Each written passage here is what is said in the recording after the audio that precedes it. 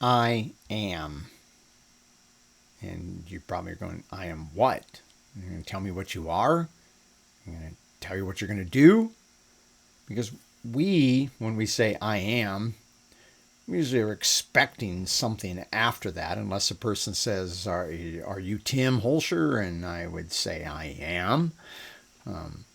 But normally, if a person just makes a statement, I am, we expect them to then go on and say something beyond that.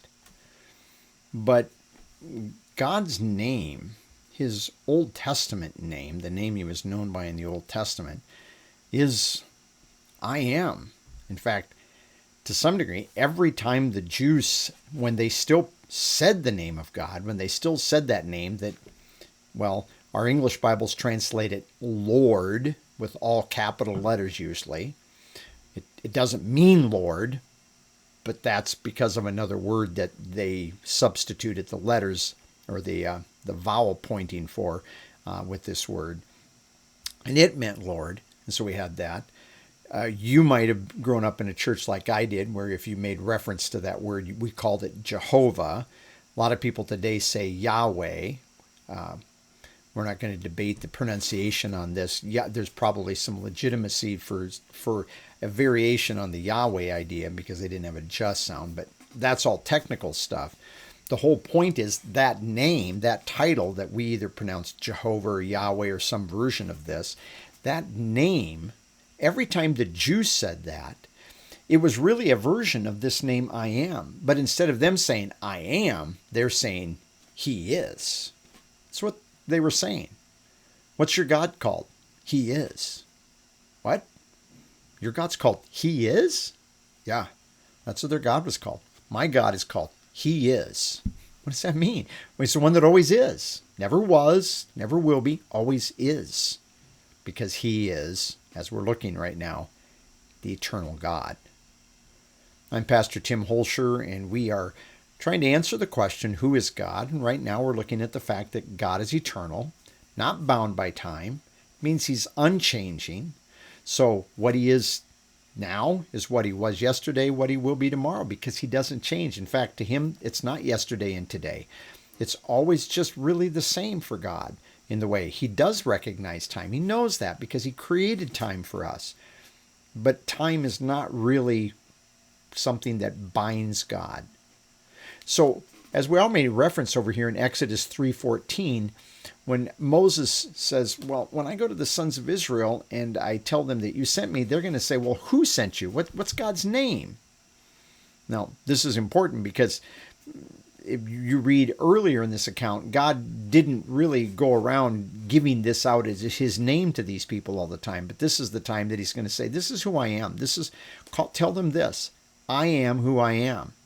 And he said, thus you shall say to the sons of Israel, I am has sent me to you. And whether Moses actually went back and said, I am sent me, or they would say, the one who is sent me, I don't know, but we'll just go with I am. Though there's a variation on this, that is his name. And when we look at this over here, this is our word over here, that we have the Hebrew word hayah, meaning to exist or to be, and this little letter that kind of looks a little bit maybe like an X to us at the beginning of the word. That's an aleph, and it's the pronoun I, prefix to this. So it's the pronoun that tells us that this verb here, the one is existing in this one, is saying that I am. I'm the one that exists. If we go over to the Gospel of John, Jesus is going to use this. In fact, many times in the Gospel of John, he does. And I went through a whole bunch of the translations that I have, English translations that I have, and I was somewhat frustrated because so many of them, actually it's John 8:24 we want to go to first, because most of them are going to end this by saying, I am he. So this is Jesus speaking to a crowd of people, and he says, therefore I say to you, or said to you, that you will die in your sins, for unless you believe that I am. And a lot of them say, I am he. But I think it's this expression, ego eimi. That's the way you would say in Greek what God said over there in Hebrew to Moses. Unless you believe that I am. In other words, when Jesus walked the earth, they watched this man. They watched him feed thousands. They watched him heal thousands. They watched, well, the disciples watched him walk on water. Not everybody did that. They listened to him speak. They watched him do many other miracles and all of these things. And instead of just looking at him saying, well, you're a prophet, you must be a man sent from God, you're these things, they had to look at him and say, and you are the I am. You are the one who exists. You're God. Essentially, when he's doing this, he's making this claim to these people that I am God. Now, whether they fully understand that at this moment, I think they don't.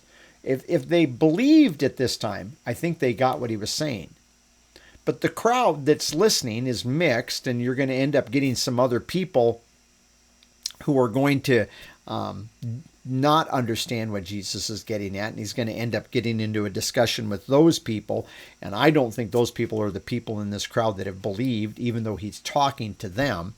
And if you go down through this context and you get down towards the end of this chapter, one of the things he says, well, let's just go to, I'm just going to keep this simple. We'll go to verse 56. It says, your father Abraham rejoiced to see my day, and he saw it and was glad. And they go, oh, the Jews said to him, you're not even 50 years old and you've seen Abraham. See, they understood exactly what he said up there. We look at that and we try to go, oh, that, no, you got it wrong. You guys are mixed up. No, Jesus doesn't correct them. Jesus said, truly, truly, I say to you, before Abraham, and this is an adverb in the Greek that actually is saying before in time here, before Abraham came to be or came into existence, same word that we looked at, a form of the word that we looked at yesterday over in John 1:3, I am. And therefore they picked up stones to throw at him. Why? Well, because they realized when he says ego eimi this time, he's taking on the title God, and he's claiming that he existed before Abraham existed. Why? Because he's the I am. He doesn't say before Abraham was, or before Abraham existed, I was. No, I am. And they understood that. These Jews understood that to be the title of God, the title that God took for himself, that he gave to Moses. It's a good way to describe him as eternal, because it's not I was. He doesn't say I was. He doesn't say things that I will be. He says I am. This God that is unchanging.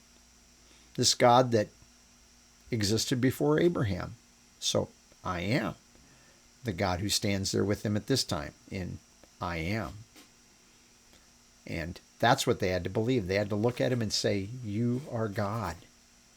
They had to look at that man and say, you are more than just a man. You are more than just a prophet. You are God.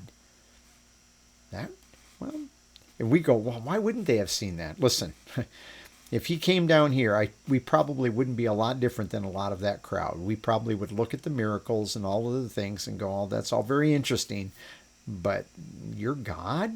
You're a man. What in the world is going on here? And they had to realize that he was God, that had become man in their presence, walking among them. The I am, the eternal one, the eternally existing one, without using the word eternal, just describing himself as the one who always exists. That's God. Worship him for that. Our unchanging God, the one who always is. He remains for us today, the I am.